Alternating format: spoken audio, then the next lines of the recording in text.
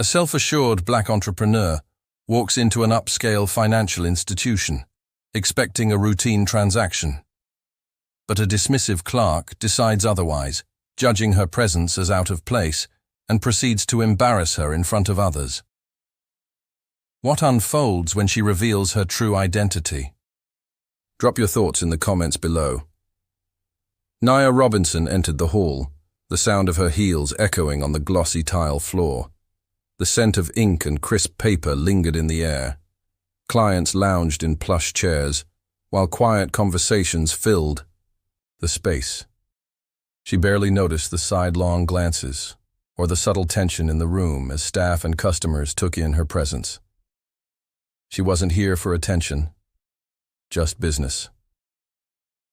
With poise, she approached the counter, a black folder tucked under one arm. Her charcoal blazer hugged her figure, paired with ivory slacks that spoke of elegance.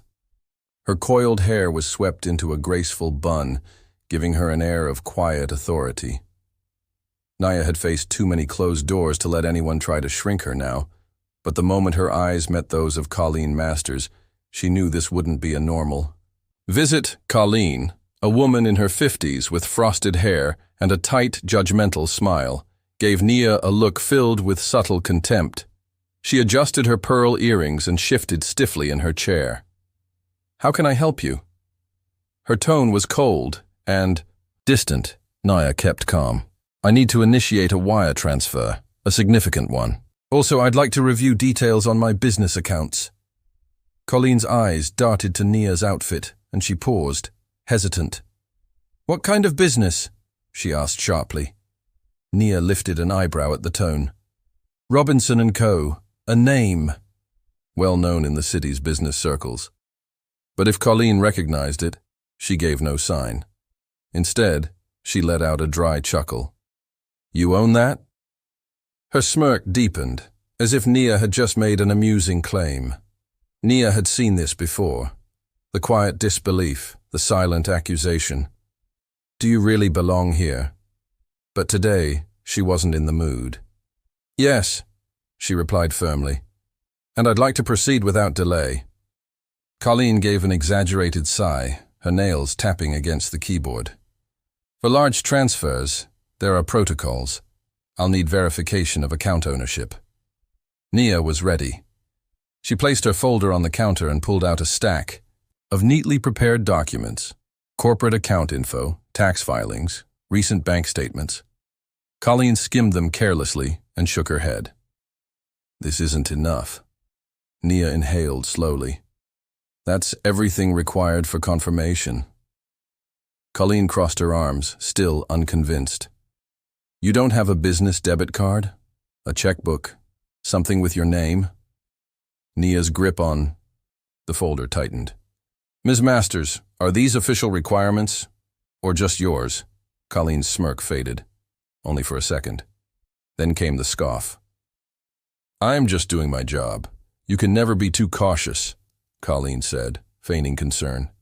"We deal with a lot of fraudulent activity lately." Nia didn't miss the implication. "You don't belong here. You must be faking it. People like you don't run real companies, not ones that work with private banking anyway." She could feel the stares. Other clients, employees, even the security guard near the entrance was shifting uneasily. Nia drew in a slow breath. "Not today. I'd like to speak with your manager." Colleen rolled her eyes but managed a forced smile. "Ma'am, I'm assisting you. Speaking with a manager won't change anything." "I'd like to speak with them anyway." Colleen let out a loud theatrical sigh, clearly putting on a show. "For the whole lobby." "Fine, if you insist."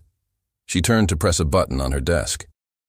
Moments later, a man in a sharp gray suit walked over briskly. This was Anthony Reyes, the branch director. He glanced at both women, his expression already tense. "Ms. Masters, what seems to be the issue?" Colleen quickly shifted to mock concern. "This woman is requesting a major transfer. I just want to ensure everything is legitimate." "You understand how risky these things can be," she added, voice overly sweet. Anthony looked toward Nia, then at the papers she'd provided. Is there any indication something's off? Colleen opened her mouth, but Nia spoke first. Your employee declined to process my request, even though I've provided every document required. Her voice was steady. And while she never said it outright, she made it clear I don't fit her idea of who should be moving this kind of money. The entire bank went quiet. The other tellers paused mid-transaction, watching. Anthony's face darkened. Miss Masters, is this true? Colleen stammered. I was only following protocol. Anthony turned to Nia. I apologize sincerely. Let me handle this for you immediately. Colleen's face went pale, but when she tried to speak again, Anthony raised a hand, silencing her. We do not tolerate bias toward our clients, Ms. Masters. Nia gave Colleen one last calm look before sliding the documents across the desk. Thank God. You! As Anthony began entering the information, Colleen sat frozen, humiliated, her hands trembling as she gripped the edge of her desk. But Nia wasn't finished. She leaned in just slightly, her voice calm, sharp like glass. Since you're so worried about fraud, you might want to be extra cautious. Because I happen to be one of the top shareholders in this institution. Colleen's face went ghost white. Nia offered a small, pointed smile. And I'll be looking closely at how some employees interact with certain clients. Silence fell over the entire branch. The security guard looked stunned. Whispers spread like wildfire. Tellers glanced around nervously, as if seeing their own actions through new eyes. Colleen's lips parted, but no words came out. Nia's calm smile didn't fade. I'm a major stakeholder. She reached into her black folder once more, this time pulling out a clearly printed financial report. She slid it across the desk toward Anthony, the branch manager, never breaking. Eye contact with Colleen. This should resolve any doubts about my position. Anthony picked up the paper, his eyes scanning the figures. His neutral look shifted, from formal interest to genuine alarm. Nia Robinson wasn't just another client. She held more stock in the institution than anyone present, even more than Anthony himself. Colleen must have caught his reaction. She let out a shaky laugh, the kind people give when they realize they've made a huge mistake. I had no idea. I mean, there was no way I could have... Nia tilted her head, cool and composed. No way to what, exactly? Colleen swallowed. To know who you are. Nia's voice dropped. Calm, but razor sharp. And that's the real issue, isn't it? Colleen blinked fast, her mascara smudging, sweat beading along her temple. I didn't mean, but Nia continued unfazed. You looked at me and instantly assumed. You thought I was here to cause trouble. That I was trying to scam my way into something I already help own. You never once considered that I might deserve to be taken seriously. The silence in the bank grew heavier. Customers were whispering, some of them nodding quietly, especially those who'd clearly lived through something similar. A few black clients exchanged knowing looks, silent expressions that spoke volumes. Anthony cleared his throat, visibly rattled. Ms. Robinson, please accept my deepest apologies. This is not how we treat our clients. Nia raised one eyebrow. Isn't it, though? Anthony hesitated. Nia let the silence speak for her. Tell me, how often does something like this happen in your branch? His jaw clenched. We always aim to offer the highest quality of service to everyone who walks through that door. Do you? Nia tapped her nails slowly against the counter. Then, from the back of the room, a voice broke through. This isn't the first time. Everyone turned. An older black gentleman in a clean slate-gray suit stepped forward. He adjusted his jacket and looked around the bank. I've been coming here for over 10 years, and more times than I can count. I've been treated like a suspect just for wanting access to my own funds. A woman in a burgundy wrap dress nodded. Happens to me too. I earn 6 figures, but they always question my deposits. A younger black man in a leather jacket added, They always drag their feet when it's me, like they're waiting for Me to mess up. He pointed subtly toward the white customers nearby. But them? They walk in, get what they want, no hassle. Colleen's face drained of color. Still composed, Nia looked back at Anthony. Seems like I'm not the only one. With concerns, sweat gleamed on his brow. He was cornered. Admit the problem and expose the failure of his team. Colleen's breathing had grown shallow. She could feel what was coming. "Miss Robinson," she whispered. I made a mistake." Nia looked at her in silence for a long beat. "No," she said softly but firmly. "You didn't make a mistake. You made a decision." That truth hit Colleen like a weight on her chest. Then, without raising her voice, Nia delivered the words that sealed her fate. I'd start the review with her. The room gasped. Several people even sat up straighter. Colleen's jaw dropped. "What?" Nia didn't blink. "She's shown she can't treat clients with fairness. You said you'd be examining staff conduct. Begin with her." Anthony's Adam's apple bobbed as he swallowed. "Ms. Robinson, I understand how upset you are." "This isn't anger," Nia cut in calmly. "This is called accountability." From the back, the older black man gave a low hum of agreement. "Long. Overdue." The atmosphere thickened. No one moved. Everyone knew this moment would change the culture here. Colleen let out a panicked, shaky laugh. "Wait, you're not serious?" Nia's expression didn't flinch. "Oh, I am." Colleen turned to Anthony, her voice rising in desperation. "You're not really going to fire me, are you? I've been here for years. This was just a misunderstanding." Anthony hesitated. "Colleen," she gripped the counter, her knuckles white. "She's going to destroy my life over a single mistake." Nia sighed gently. "No, you did that." "Yourself." Anthony stood straighter. "Colleen, please step into my office." Colleen froze, her chest heaving. She looked around, searching the room for someone to defend her. No one spoke. She let out one last trembling breath before walking out from behind the counter, following Anthony to the back. As the door closed behind them, a collective breath filled the bank, customers murmured. Some shook their heads. Others nodded, quietly satisfied. Nia took a deep breath, then turned back to the desk. "Now," she said, her voice calm and composed, "about my transfer." The teller next to her, a young man who had watched everything with wide, stunned eyes, stepped in instantly. "Yes, of course, Ms. Robinson. I'll take care of it right away." The moment Colleen left, everything changed. Employees moved faster. Clients were greeted with fresh attention. It was like a stale pressure had lifted from the air.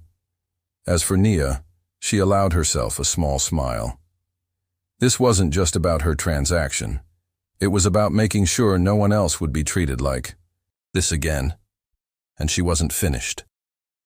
Later, Nia sat comfortably in the bank's private office, sipping the complimentary espresso the assistant manager had rushed to bring her. Outside the glass wall, the atmosphere had shifted.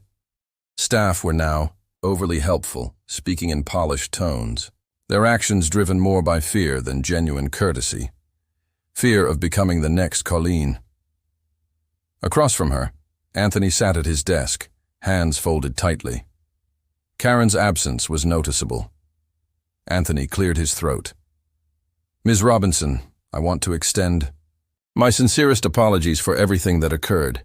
I take full responsibility for the lapse in professionalism." Nia stirred her espresso with the tiny gold spoon they'd provided. Her face unreadable. "She's no longer employed here. Is that correct?" Anthony nodded. "Yes, that's correct." Nia finally looked up, steady. "And what exactly are you doing to make sure it doesn't happen again?" Anthony paused, caught off guard by how quickly he was being held accountable. "Well, we're planning to reevaluate our customer service protocols and offer some additional training to the team." Nia gently set down her gold spoon, the eye, clicked quiet but pointed. "Anthony, she interrupted, her tone smooth and steady. That's just corporate talk, for nothing's really going to change. He flinched.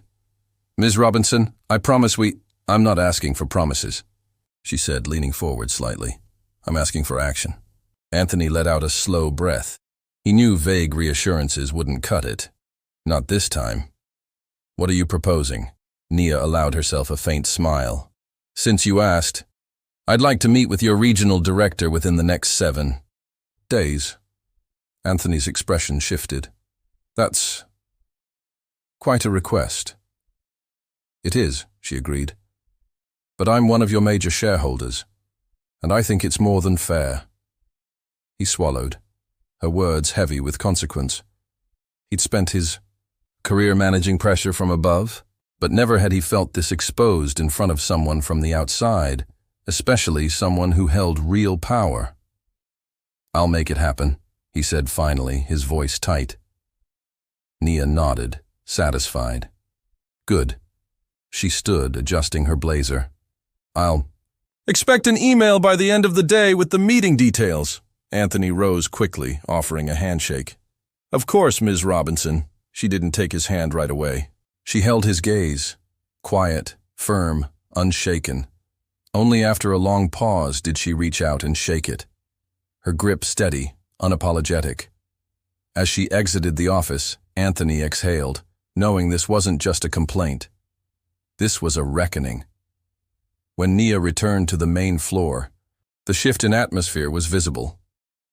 The black customers who had spoken earlier watched her with quiet pride. The woman in the burgundy dress gave her a nod. The older man in the slate-gray suit rested a hand on her shoulder. You did more in 20 minutes than I've managed in 20 years, he murmured. Nia gave him a knowing glance. It's about time. As she walked toward the exit, the security guard who'd stood silent until now finally spoke. Ms. Robinson. She turned. The guard, a stocky man in his late 40s, gave her a sheepish but grateful smile. Much respect. Nia nodded once, then stepped out into the fresh air. She drew a long breath. The fight wasn't over. It never really was. But today she'd drawn a line in the sand, and the bank felt it. 1 week later, Nia sat inside a sleek, glass-walled boardroom on the 30th floor of corporate headquarters.